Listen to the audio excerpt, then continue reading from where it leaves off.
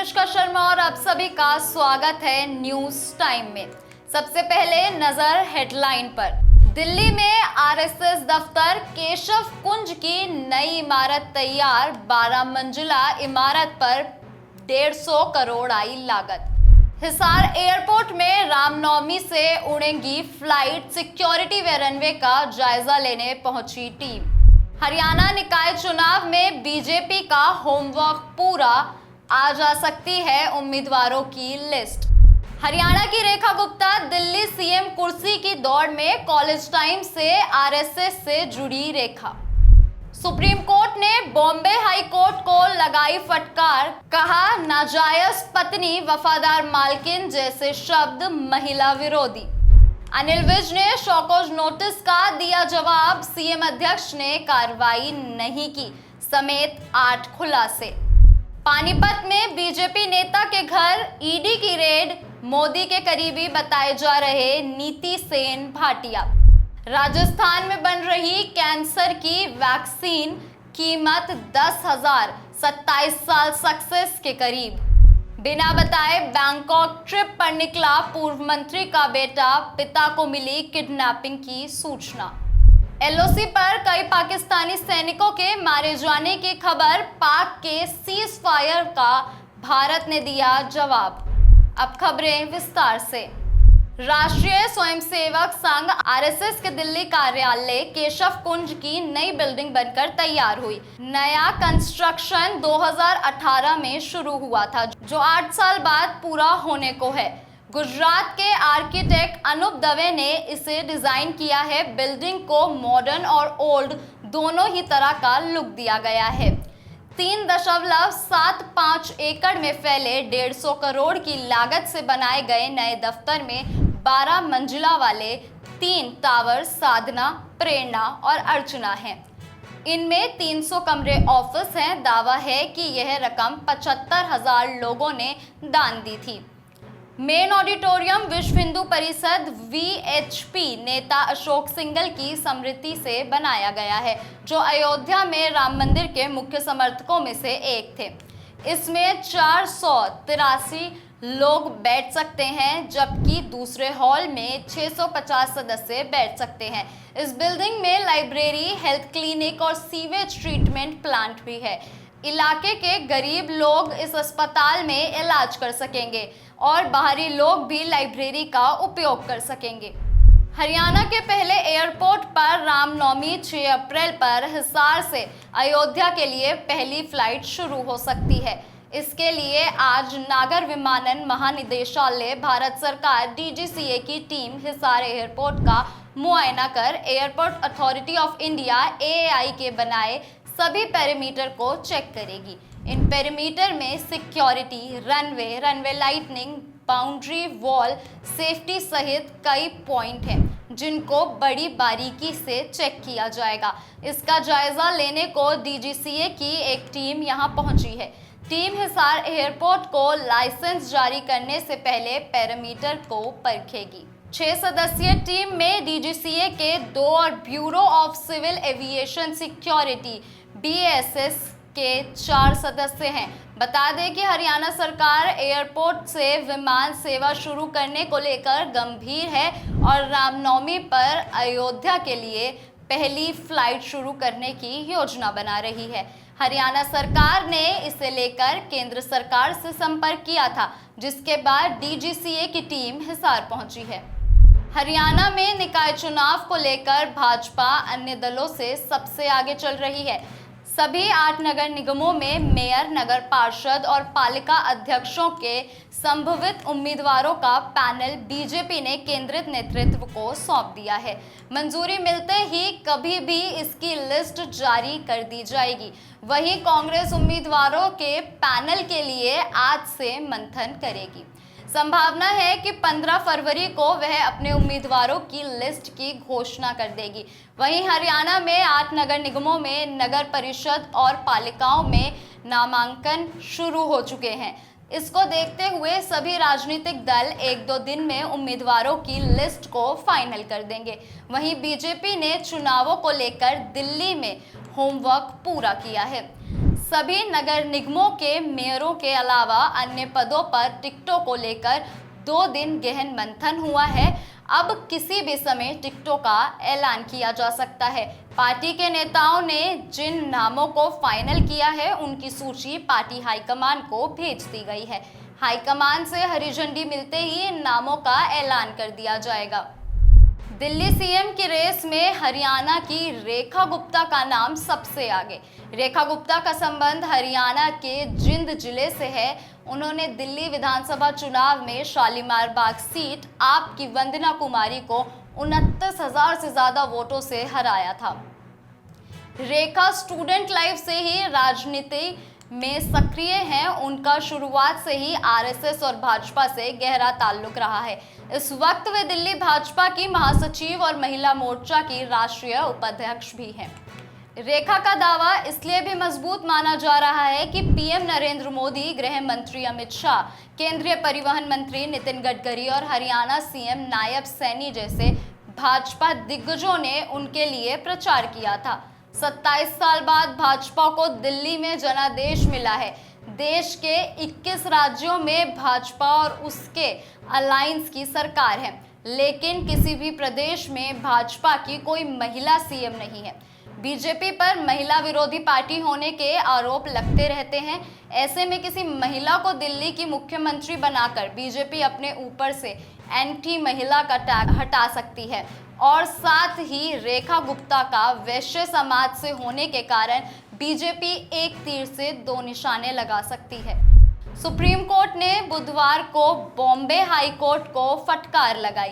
तलाक के मामले में हाई कोर्ट ने महिला के लिए नाजायज पत्नी और वफादार मालकिन जैसे शब्दों का इस्तेमाल किया था। जस्टिस असदुद्दीन अमनुल्लाह और जस्टिस ऑगस्टिन जॉर्ज मसीह की बेंच ने कहा ऐसे शब्द महिला विरोधी हैं और इनका प्रयोग महिला के मौलिक अधिकारों का उल्लंघन है। बेंच ने कहा इस तरह के शब्दों का इस्तेमाल संविधान के लोकाचार और आदर्शों के खिलाफ है। दुर्भाग्य से बॉम्बे हाई कोर्ट ने नाजायज पत्नी शब्द का इस्तेमाल करने की हद तक जाकर ऐसा किया। चौंकाने वाली बात यह है कि पैराग्राफ 24 में हाई कोर्ट ने ऐसी पत्नी को वफादार मालकिन भी बताया है। बेंच ने कहा संविधान की धारा 21 के तहत प्रत्येक व्यक्ति को गरिमापूर्ण जीवन जीने का मौलिक अधिकार है। किसी महिला को अवैध पत्नी या वफादार मालकिन कहना भारतीय संविधान के अनुच्छेद 21 के तहत उस महिला के मौलिक अधिकारों का उल्लंघन होगा। विवाह को अमान्य घोषित करने वाली महिला को नाजायज पत्नी कहना बहुत गलत है। इससे उसकी गरिमा को ठेस पहुंची है। बेंच ने टिप्पणी करते हुए कहा कि अमान्य विवाह के मामलों में हाई कोर्ट ने पत्नियों के लिए ऐसे विशेषणों का उपयोग नहीं किया। कोई भी व्यक्ति अमान्य विवाह के पक्षकार रही महिला का जिक्र करते समय ऐसी विशेषणाओं का उपयोग नहीं कर सकता है। हरियाणा के गब्बर नेता व कैबिनेट मंत्री अनिल विज को पार्टी ने शोकॉज नोटिस भेजा था। विज ने पार्टी को नोटिस का 8 पन्नों का जवाब पत्र भेजा है। अनिल विज सीएम सैनी के बाद हरियाणा बीजेपी में नंबर 2 के नेता हैं। सूत्रों के मुताबिक उन्होंने इस पत्र में 8 अहम खुलासे किए हैं। उन्होंने इस सवाल में हाईकमान को टिकट की अफवाह फैलाने से लेकर उन्हें हरवाने मरवाने की साजिश के बारे में भी बताया है। विज ने यह भी बताया कि कैबिनेट मंत्री होने के बावजूद अधिकारी उनके गृह क्षेत्र में ही उनके आदेशों का पालन नहीं कर रहे हैं। इसको लेकर वे सीएम सैनी और प्रदेशाध्यक्ष मोहन लाल बडौली को भी शिकायत दे चुके हैं, जिसमें 100 दिन बीतने के बाद भी कोई कार्रवाई नहीं की गई। विज के जवाब से उस कैबिनेट मीटिंग का भी जिक्र बताया जा रहा है जिसमें उनकी एक अधिकारी से बहस हुई थी और सीएम ने विज की जगह अधिकारी का पक्ष लिया था। फिलहाल विज ने हाईकमान को दिए जवाब के बारे में मीडिया से कुछ भी कहने से इनकार कर दिया है। जब अंबाला में पत्रकारों ने उनसे पूछा कि उनके जवाब में क्या है, इस पर अनिल विज ने कहा, मैंने उस चिट्ठी को भेजने के बाद डिस्ट्रॉय कर टुकड़े जेब में रखे हैं, जिसे घर जाकर जला दूंगा। उन्हें कुछ और चाहिए होगा तो वह भी दे दूंगा। हरियाणा के पानीपत में प्रवर्तन निदेशालय ने नरेंद्र मोदी के करीबी के घर मारी रेड। ईडी की टीम पूर्व सांसद संजय भाटिया के मौसा प्रधानमंत्री नरेंद्र मोदी के करीबी नीति सेन भाटिया के घर पहुंची है। घर में बीजेपी के पानीपत से मेयर पद के दावेदार नवीन भाटिया भी मौजूद हैं। 3 दिन पहले ही ईडी ने जुटाया था ब्यूरो। यह कार्रवाई हिमाचल प्रदेश के सिरमौर में एक जमीन विवाद से जुड़े मामले में की गई है। 7 दिसंबर 2024 को सिरमौर के डिप्टी कमिश्नर को पीएमएल एक्ट के तहत विदित हेल्थ केयर पावटा साहिब की संपत्ति का विवरण प्रस्तुत करने के लिए कहा गया था। ईडी ने नीति सेन भाटिया के बेटे नीरज भाटिया और उनकी पत्नी महक भाटिया के अलावा विदित हेल्थ केयर के किशनपुरा गांव में स्वामित्व वाली संपत्तियों का विवरण मांगा था। राजस्व अधिकारियों की पूछताछ के अनुसार फर्म के पास खसरा नंबर 149 6 बीघा जमीन जो नीरज भाटिया के नाम पर है। नवीन भाटिया के नाम पर पंजीकृत 2 अन्य जमीनें हैं, जिसमें किशनापुरा गांव में 2.4 बीघा और 1.2 बीघा जमीन शामिल है। हिमाचल में पावटा साहिब फार्मास्यूटिकल की जांच ईडी काफी समय से कर रही है। ईडी ने हिमाचल प्रदेश के सिरमौर जिला प्रशासन से उक्त फर्म और 5 अन्य व्यक्तियों के स्वामित्व वाली संपत्तियों का विवरण मांगा था। गौरतलब है कि अगस्त 2024 में नारकोटिक्स कंट्रोल ब्यूरो की जम्मू टीम ने आरोपी बीजेपी नेता नीरज भाटिया को गिरफ्तार किया था। पावटा साहिब स्थित कोडेन सिरप बनाने वाली फर्म विदित हेल्थ केयर के मालिकों पर कोडेन सिरप की अवैध बिक्री का आरोप है। राजस्थान में पहली बार देसी तकनीक से विकसित कैंसर वैक्सीन तैयार की जा रही है। ये वैक्सीन महज 10,000 रुपये के खर्चे में कैंसर का इलाज करने में सक्षम होगी। महात्मा गांधी मेडिकल कॉलेज जयपुर के डेंड्रेटिक सेल वैक्सीन बनाने की अनुमति मिल गई है। इस वैक्सीन से 5 तरह के कैंसर का इलाज संभव होगा। इससे देश की पहली स्वदेशी कैंसर वैक्सीन का दावा किया जा रहा है। इस वैक्सीन पर शोध कर रहे Mahatma Gandhi university of medical sciences and technology Jaipur के सेंटर फॉर कैंसर इम्यूनोथेरेपी के निदेशक डॉक्टर अनिल सूरी से एक्सक्लूसिव बात करी। उन्होंने बताया कि 27 साल की रिसर्च के बाद इस वैक्सीन की तकनीक तक पहुंचे हैं। देश में बढ़ते कैंसर के मरीजों के लिए ये राहत की खबर है।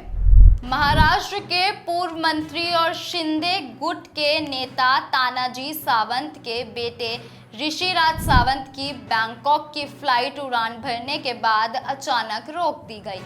10 फरवरी की शाम को उनकी चार्टर्ड फ्लाइट पुणे से उड़ान भर चुकी थी, लेकिन आधे रास्ते में ही फ्लाइट को वापस बुला लिया गया। इसके पीछे वजह बताई गई कि पुलिस को किसी अनजान शख्स ने सूचना दी कि ऋषिराज का अपहरण हो गया है।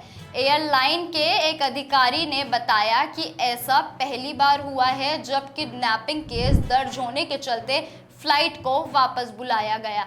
ऋषिराज सावंत अपने 2 दोस्तों के साथ चार्टर्ड फ्लाइट से बैंकॉक जा रहे थे, लेकिन उन्होंने अपने परिवार को इस ट्रिप के बारे में नहीं बताया था। जब तानाजी सावंत को इसकी भनक लगी तो वह घबरा गए और पुलिस कमिश्नर के पास पहुंचे।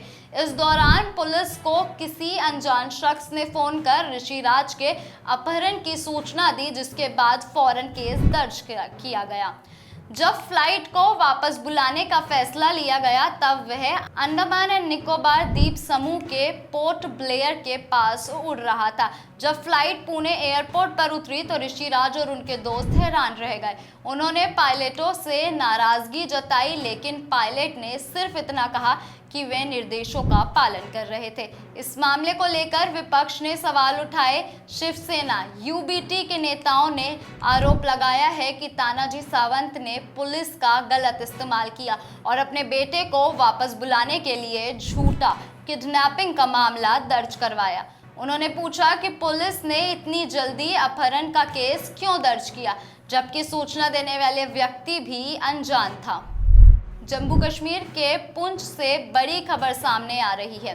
बुधवार को पाकिस्तानी सैनिकों की तरफ से एलओसी पर गोलीबारी कर सीज फायर का उल्लंघन किया गया। भारतीय सेना ने इसका मुंहतोड़ जवाब दिया।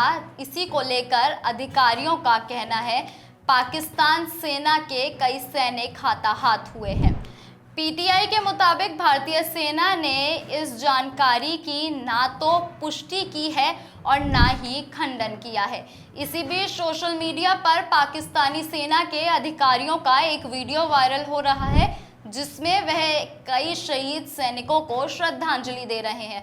वहीं भारतीय अधिकारियों ने बताया कि बुधवार को इंडियन आर्मी के जूनियर कमीशन्ड अधिकारी को भी मामूली चोटें आई हैं। वे शाम को गलती से सुरंग पर चढ़ गए थे।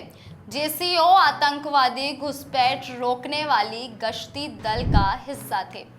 घायल अधिकारी का अब हॉस्पिटल में इलाज जारी है। बता दें, इस महीने में 4 बड़ी आतंकवादी घटनाएं हुई हैं। अभी के लिए इतना ही, और जानकारी के लिए जुड़े रहिए हमारे साथ।